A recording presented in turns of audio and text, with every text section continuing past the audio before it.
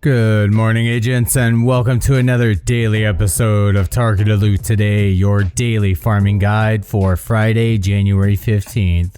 In this series, we cover a lot. We got the Targeted Loot map, Dark Zone exclusives you can farm for, highlights for the weekly vendor resets, build and farming suggestions, and a whole lot more. This is Shadow Gaming, and if you're new to the channel and enjoy this video, consider pressing the thumbs up and subscribe buttons below, and if you didn't, a thumbs down. And remember to hit those bell notification icons so you never miss a daily morning video, and comment below if you have questions, feedback, anything at all. Otherwise, let's get this video started. Alright agents, starting off with the Dark Zones and of course vendor reset highlights. They're in that big bottom left overlay that pops up right now. Really, all that I'd recommend this week is picking up the Ferocious Calm with Perfect Overwatch Fenris chest piece as a named DZ exclusive in the DZ South vendor for 152 DZ resources this week. And then of course, if you missed it last week, get the Claws Out at DZ East vendor as well. Now for Dark Zone targeted loot, we don't really have much. I mean, for Empress, there's no Dark Zone exclusive. Both the named items like Caesar's Guard with, I believe, Perfectly Skilled, Perfectly Calculated on the battery pack. Both of those are named, but they're not Dark Zone exclusive. What I would recommend though is my new skill damage build with turret and drone. I'll put in the top right card now. And that's going to be 3 pieces of Empress, 2 pieces of Hana Yu in the waveform holster. And then you want to put kinetic momentum on the chest piece, force multiplier backpack, and then run that with the capacitor. Harmony is the secondary. And then of course the assault turret and striker drone as well. Now next up we got Douglas and Harding at DZ South. You can farm the punch trunk mask with 20% headshot damage baked into it. Great for any all high-end headshot damage build, but once again it's not a Dark Zone exclusive though. And then last but not least, we got Sokolov at DZ East. I just don't recommend farming this at all. The Dark Zone loot quality is pretty low. It's basically always, determined by what level the landmark is, so I don't recommend farming anything in the Dark Zone that isn't a DZ exclusive. Some things are, not that way, but mostly. Otherwise, let's check out the North and then of course West and East in New York City next. Alright agents, Northside targeted loot highlights, starting off of course with the invaded missions this week. We got Camp White Oak, DCD headquarters, and then of course Jefferson Trade Center. And then over here we got Manny National Zoo and then Tidal Basin Stronghold.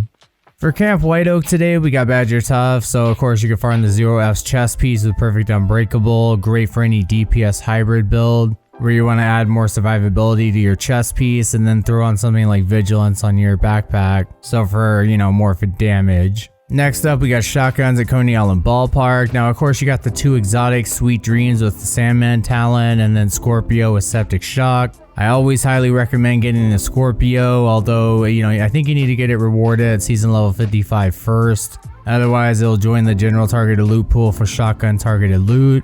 And I honestly believe it's the best shotgun in the game for DPS, skill, tank, everything really. Otherwise, the other 4 best shotguns in the game is the Mop with 10% armor on kill, the Rock and Roll Shotgun with Perfectly Extra, although it is a Dark Zone exclusive. And then of course you got the Custom Inmate 70 and the Marine Super 90, and I always roll close and personal on those. And then we got LMGs over here at the amusement park. So there's 2 exotics, Bullet King and Pestilence. With the Bullet King, you never have to reload, and then of course with the Pestilence, you can get that damage tick to over 1 million a tick, especially with the Negotiator's Dilemma build I always let you guys know about.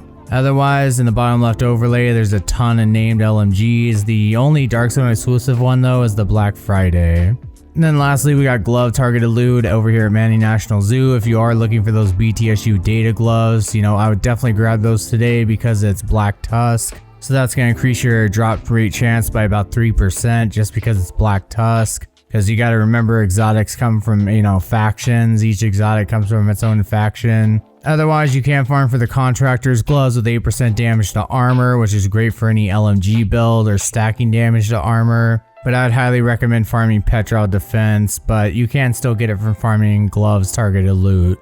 And then of course, Kinley College is closed. Summit, you pick your own targeted loot. So let's go check out the west and east side now, agents.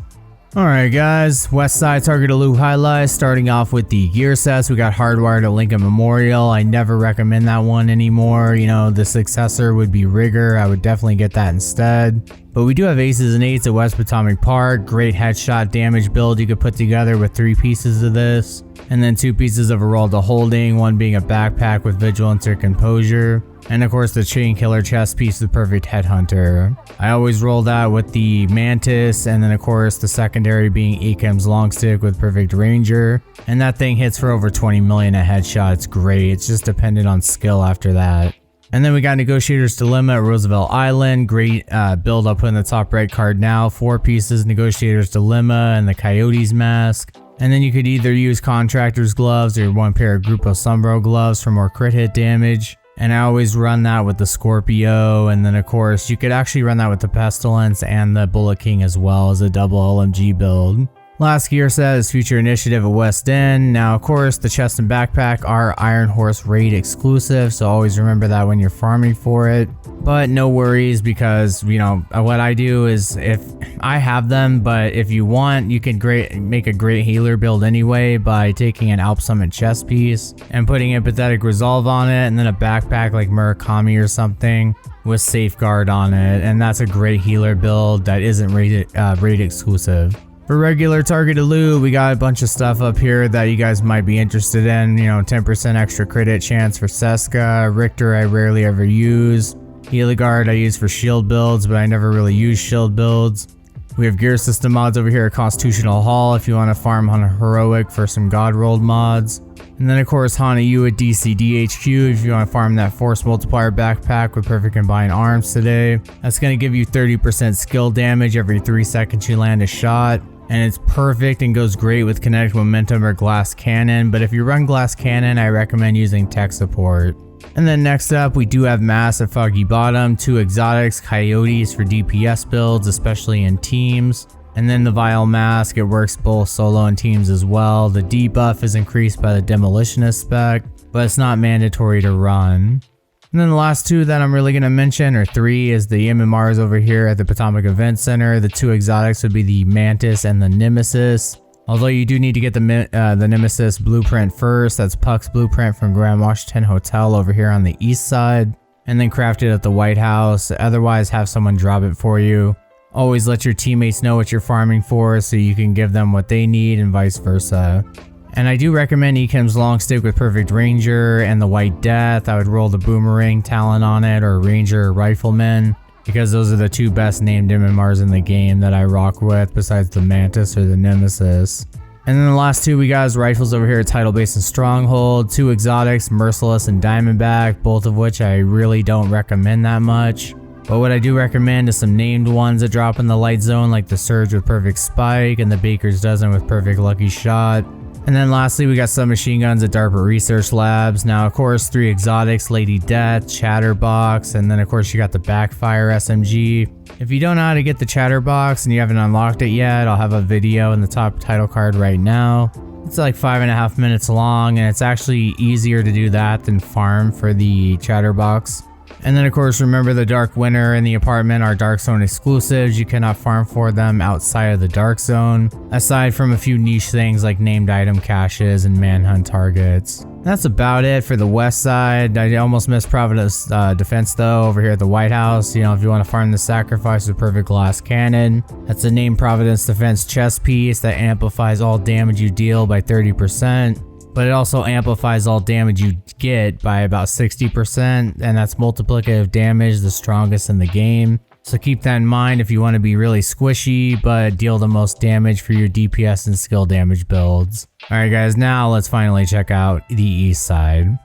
Alright agents, east side targeted loot highlights. Starting off with the gear sets, we got strikers over here at Grand Washington Hotel. So of course I always recommend 3 pieces, never 4, just for LMG builds or increased weapon handling and whatnot for the Merciless. And then Rigger at Grand Washington Hotel. I still don't have a build put together, but it's great for instant cooldowns and is the successor to Hardwired. and definitely worth getting, even the backpack and chest piece, which are not raid exclusive. But the chest and backpack are raid exclusive for Foundry Bulwark over here at Air and Space Museum, so keep that in mind. Otherwise, I would mix the Emperor's Guard knee pads with them. It's going to give you 1% armor regen attached to it, and then of course mix, a piece of Bellstone Armory on top of that. For normal targeted loot, we got backpacks at Capitol Building Stronghold. You can farm the Memento backpack with Kill Confirmed and the Acosta's Go bag. Those are the two exotics in this game, and I highly recommend farming for the Memento with Kill Confirmed. That is probably the best exotic in this game. And then Bellstone over here at Space Administration HQ, you could farm that for the everyday carrier with Perfectly Efficient, but I never really recommend it because I never have used it really. But always remember that the Liquid Engineer backpack with Perfect Bloodsucker is a Darkstone exclusive, unfortunately.